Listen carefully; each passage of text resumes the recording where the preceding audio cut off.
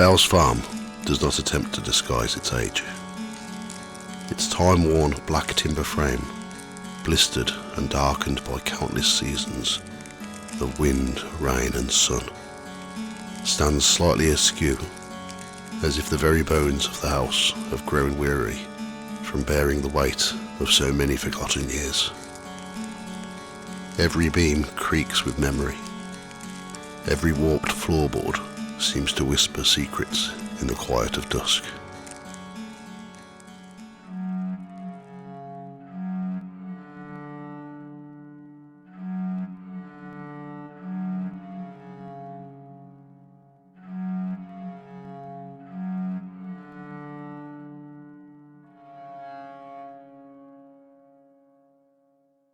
Standing alone on the edges of Druid's Heath, this 17th century farmhouse is more than just a remnant of history. It's a vessel for something unseen. Though the building itself dates from the 1600s, the land it stands on holds an even older past. Records suggest that dwellings occupied this spot as far back as 300 years before Bell's farm ever took shape.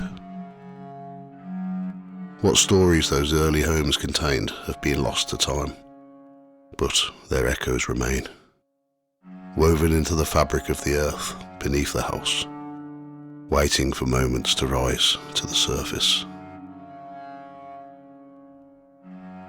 Today, Bell's farm serves as a lively community centre, filled with the bustle of modern life. Children's laughter rings out in the hallways. Teenagers practice drama and dance in its upstairs rooms.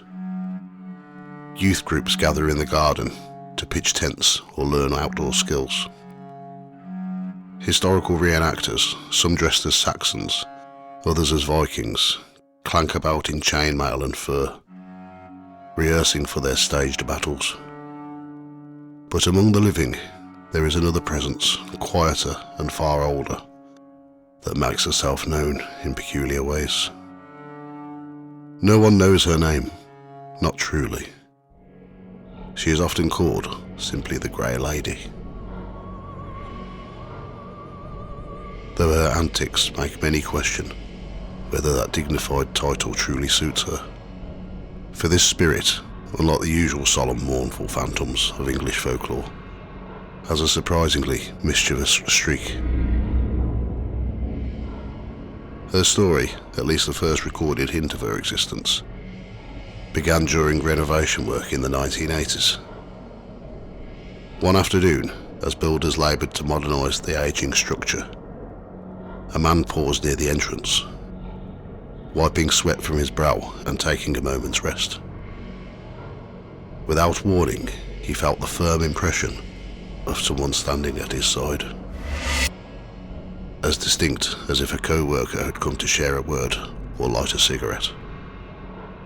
He turned to greet them, only to watch, frozen, as the figure beside him wavered like heat in the air, shimmered once and vanished.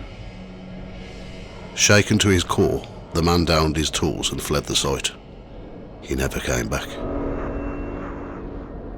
This wouldn't be the last strange occurrence. A long-serving chairman of the Bell's Farm Community Association and proud member of a Viking reenactment group has gathered his own collection of tales. One spring, as preparations were underway for the Maypole Festival, his group decided to spend the night in the building. One of the members, bedded down alone in a first-floor room, was just settling into uneasy sleep when the latch on the door began to turn, once, twice, 3 times, slowly. Deliberate movements that could not be mistaken for the wind. Expecting to find a fellow reenactor fumbling for their sleeping bag, he opened the door, only to discover the corridor beyond utterly empty and silent. He refused to spend another night in there alone, and he's not the only one. That same room seems to attract the spirit's curiosity. On another overnight stay, a young man woke with a start, to the sensation of gentle pressure, perhaps fingers, brushing across his side. Half asleep, he assumed the reenactment group's dog had come in sniffing for warmth and comfort. But when he opened his eyes, the dog lay curled in a far corner, sound asleep. His girlfriend, smirking at his nerves, kindly offered to swap places so that he could sleep against the wall, safe from any wandering ghostly hands. Because the Grey Lady, as she is called, is infamous for her most unusual habit. She pinches. Not cruelly, not with menace, but cheekily, impishly. The ghost of Bell's farm seems to delight in catching the living off guard, giving the occasional sharp pinch to the bottom of an unsuspecting guest. Tough men, teenage boys, even the leader of the local scout group, have all fallen victim to her invisible fingers. One woman recounts laughing aloud in surprise when she felt a distinct pinch as she leaned into a cupboard. Spinning around, expecting to find a playful colleague behind her, she discovered she was utterly alone. She believes that she was mistaken for a man, as she was wearing trousers that day. And the Grey Lady's mischief isn't confined to curious touches. Some say she enjoys a sense of control. More than once, the heavy key to the community centre office has refused to turn in the lock, no matter how much jiggling or force is applied, until someone mutters a polite request for her cooperation. Then, as if pleased by the courtesy, the key slides in smoothly, and the door opens without resistance. Like a playful child guarding a secret, she insists on being acknowledged. Though no one yet has glimpsed her face clearly, her presence is undeniable. The reenactors make a point to greet her upon arrival, just in case she's watching, listening from an unseen corner.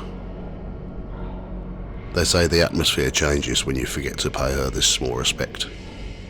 Doors stick, lights flicker, and uneasy feelings settle on the shoulders of the careless.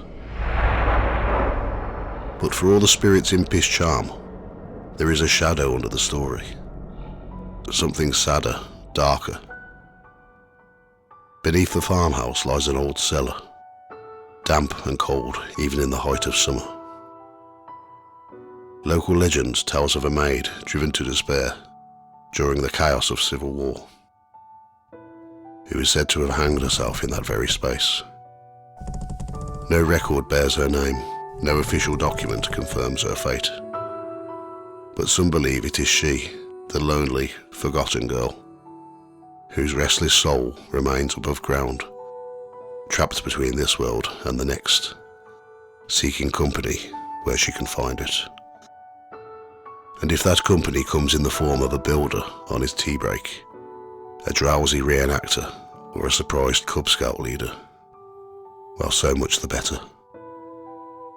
At Bell's farm, the past does not sleep quietly. It stirs, it watches, and every now and then it playfully reaches out.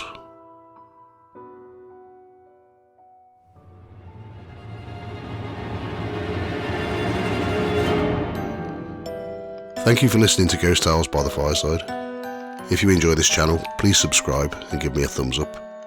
It's very appreciated.